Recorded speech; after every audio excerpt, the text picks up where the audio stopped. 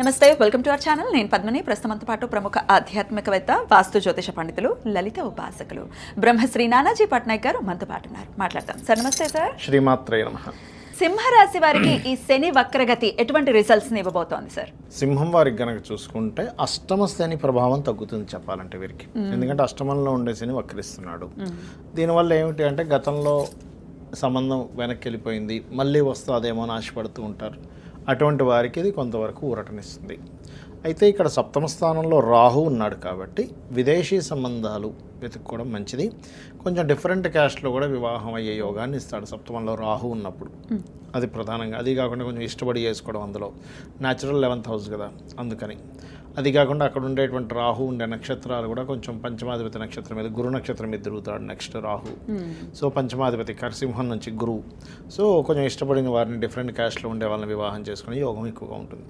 అయితే ఇక్కడ లగ్నంలో కేతు ఉన్నందుకు కొంత విరక్తి, అన్ని స్ట్రక్కింగ్స్ అవ్వడం జరుగుతూ ఉంటాయి. కాబట్టి వీళ్ళు నిద్రలేస్తూనే కూడా కొద్దిగా గణపతిని ఆరాధించుకోవడం మంచిది. వీళ్ళు ఎట్టి పరిస్థితుల్లో ఆగస్టు ఎండింగ్ వరకు శుక్రుడు 2వ స్థానంలో ఉన్నాడు కాబట్టి శని యొక్క వక్రగతి అక్కడ నుంచి అష్టమ స్థానం నుంచి వక్రగతి చూస్తుంది కాబట్టి మనీ మ్యాటర్స్ విషయంలో, అందులో ప్రధానంగా వీళ్ళు ఎక్కడైతే జాబ్ చేస్తుంటారో, ఎందుకంటే 10th లాట్ ఇది, 10th lot and 3rd lot అవుతాడు శుక్రుడు ఈ సింహానికి. కాబట్టి ఎక్కడైతే జాబ్ చేస్తుంటారో అక్కడ వీళ్ళు డబ్బులు ఇవ్వడం, డబ్బులు తీసుకునే విషయంలో కానీ, అక్కడ మధ్యవర్తిత్వంగా ఉండి మీడియేటింగ్ చేయడం కానీ ఇవ్వడం అస్సలు చేయకూడదు. చేశారంటే అది అనవసరంగా ఇబ్బంది వస్తుంది. డబ్బులు తిరిగి రాకపోవడం పక్క పెడితే గొడవలు వస్తాయి. దానివల్ల గొడవలు, గందరగోళాలు, వీళ్ళనే బ్యాట్ చేయడం.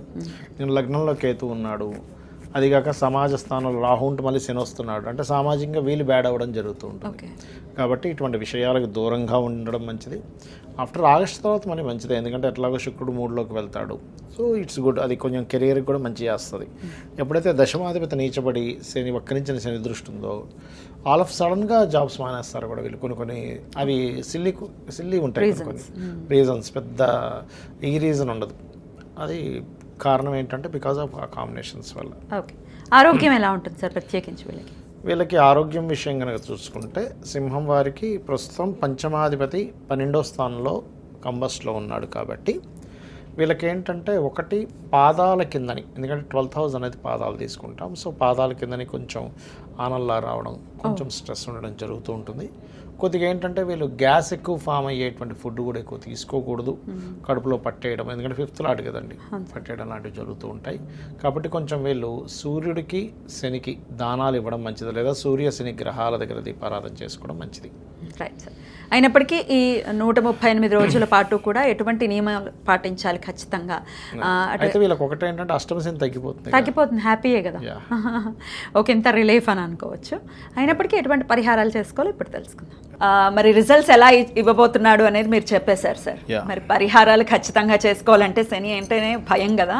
సో ఎటువంటి పరిహారాలు ఆయన ఇంపాక్ట్ నుంచి మేము బయటపడడానికి ఉపయోగపడతాయి సార్? తప్పకుండా అమ్మ. ఫస్ట్ ఆఫ్ ఆల్ ఏంటంటే పరిహారము అనేటువంటిది ఏంటంటే ఎప్పుడు కూడా శనికి సంబంధించినటువంటిది నువ్వులు దానంగా ఇవ్వడం.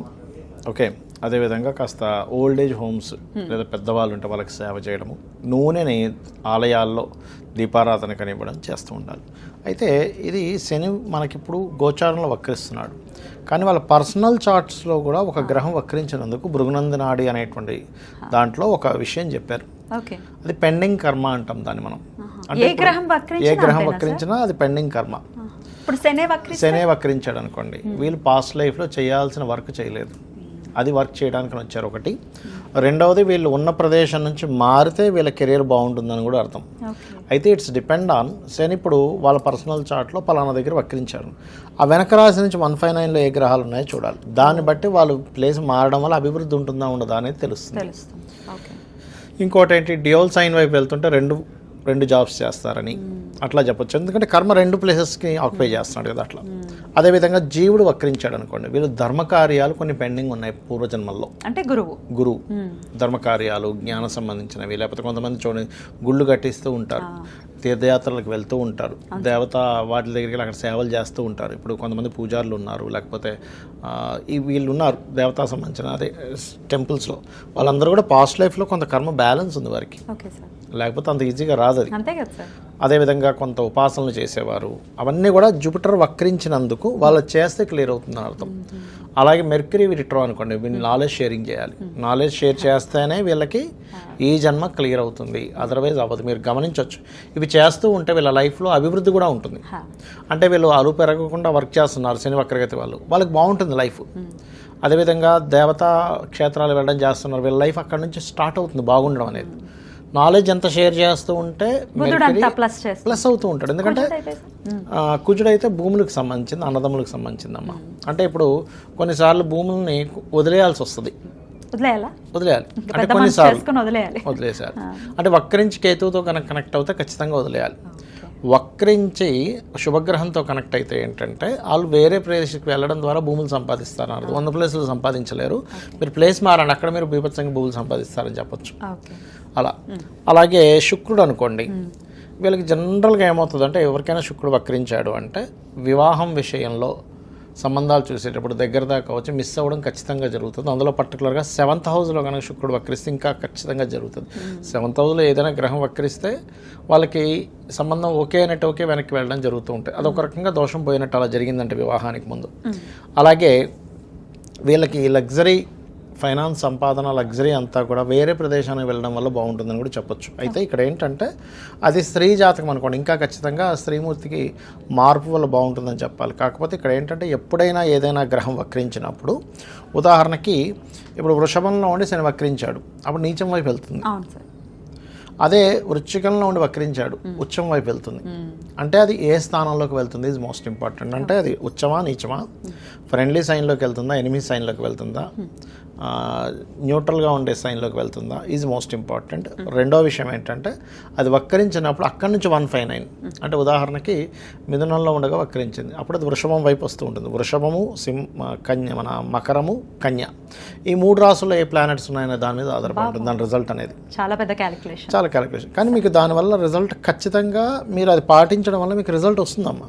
ఇప్పుడు ఒక వ్యక్తి వచ్చి అడిగాడు, ఏమంటే నేను ఇక్కడ చేయనా వేరే ప్రాంతానికి వెళ్ళి చేయనా, వక్రించి మంచి ప్లానెట్స్ అనుకోండి, ఖచ్చితంగా వాళ్ళు వేరే ప్రాంతానికి వెళ్ళడం ద్వారానే లైఫ్ బాగుంటుంది. ఇవన్నీ తెలుసుకోవాలంటే ఇట్లా నిష్ణాతుల దగ్గరికి వెళ్ళాల్సి ఉంటుంది, పర్సనల్ చార్ట్ చూసుకోవాలి. బట్ ఇన్ జనరల్ గా మేము రెమెడీస్ చేసుకోవాలనుకుంటున్నాం, మాకు భయంగా ఉంది, చాలా లాంగ్ పీరియడ్ కాబట్టి, మరి శని అనుగ్రహం కోసం ఎటువంటి రెమెడీస్ చేయమంటారు? ఫస్ట్ ఆఫ్ ఆల్ ఇక్కడ రెమెడీస్ అయితే శని అనుగ్రహం కోసం అయితే నేను చెప్పినట్టుగా నువ్వులు దానంగా ఇవ్వడం, ఆయిల్ దానంగా ఇవ్వడం, ఎక్కువ బద్దకించకుండా పోస్ట్ పోన్ చేయకుండా వర్క్స్ కంప్లీట్ చేయడం, ఇవి ఖచ్చితంగా చేయాలి. ఎప్పుడెప్పుడు దానం ఇవ్వమంటారు? శనివారాలు ఇవ్వాలమ్మా ఒకటి.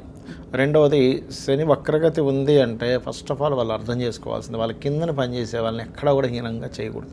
ఎందుకంటే వాళ్ళకి సేవ చేయడానికి పుట్టాడు ఈయన. మళ్ళీ సమ్ వర్క్, ఇంకా పోయిన జన్మలో మనకు మంచి జాబ్ ఇచ్చాడు బాస్, కానీ మనం ఏదో తూతూ మంత్రంలా చేసి వెళ్ళిపోతున్నాం, అదంతా కూడా పెండింగ్ వర్క్. మళ్ళీ పెండింగ్ కర్మ. ఇప్పుడు అనుకుంటా ఏముందిలే బాస్ చూడట్లేదు, ఇక్కడ సీసీ క్యామ్స్ లేవు, మనం వాడిందే ఆడ పాడిందే పాట అనుకుంటే కాదు, అది ఎవ్రీథింగ్ ఈజ్ కౌంట్స్. ప్రతిదీ మీకు చూసేవాడు ఒకడు ఉన్నాడు, ఒకటేంటి 5 ఉన్నారు, 5 కెమెరాలు పెట్టాడు ఆ ఒక్కడు. ఆ ఒక్కడు 5 కెమెరాలు పెట్టాడు అనమాట. సూర్యుడు, చంద్రుడు, కంటి దగ్గర ఉండే దేవతలు, చెవుల దగ్గర ఉండే దేవతలు అని కొంతమంది ఉంటారు. వీళ్ళందరూ కలిసి 5 రికార్డులు ఒకటే అయి ఉండాలి. మళ్ళీ రాసి వీడియోలు తీసి పెడతారు, వీడియో చూపిస్తారు, నేను చేయలేదండి, ఇక్కడ చేసి నువ్వు కాదా. ఇక దేవతారాధన, అమ్మవారి ఆరాధన కానీ లేకపోతే ఏ ఆరాధన కొంచెం మంచి ఫలితం ఇస్తుంది? ఎప్పుడైనా శని ఈ కలియుగ దైవం వెంకటేశ్వర స్వామి ఆరాధన అయితే పంచమాధిపతిని బట్టి ఏ ఆరాధన అనేది చెప్పాలి, 9వ అధిపతిని బట్టి ఏ క్షేత్రం అనేటువంటి చెప్పాలి. దాన్ని బట్టి వాళ్ళ పర్సనల్ చార్ట్లో 9th లార్డ్ 5th లార్డ్ చూసుకోవాలి. రైట్ సార్, చాలా అద్భుతంగా తెలియజేశారు సార్. భయపడాల్సిన అవసరం లేదు, మన నడవడిక బాగుంటే ఖచ్చితంగా ఆయన మంచి రిజల్ట్స్ ఇస్తాడు. అంతే కదా. ఇప్పుడు నడవడిక అంటే ధర్మము. ఇప్పుడు లలితాసహస్రనామాల్లో ధర్మాధ్యక్ష, ధనాధ్యక్ష, ధనధాన్య విబద్ధిని అంటుంది. అంటే ధర్మానికి అధ్యక్షురాలు. ధర్మానికి అధ్యక్షురాలు అయినప్పుడు ఆ ధర్మంగా ఉంటే అమ్మవారే ఓకే వీడు ధర్మంగా ఉన్నాడు రా అని చెప్పి ఆవిడే ధనం ఇచ్చేది. ఖచ్చితంగా. అద్భుతం సార్, చాలా వివరంగా మాకు తెలియజేసినందుకు కృతజ్ఞతలు సార్. నమస్తే. శ్రీమాత్రే నమః.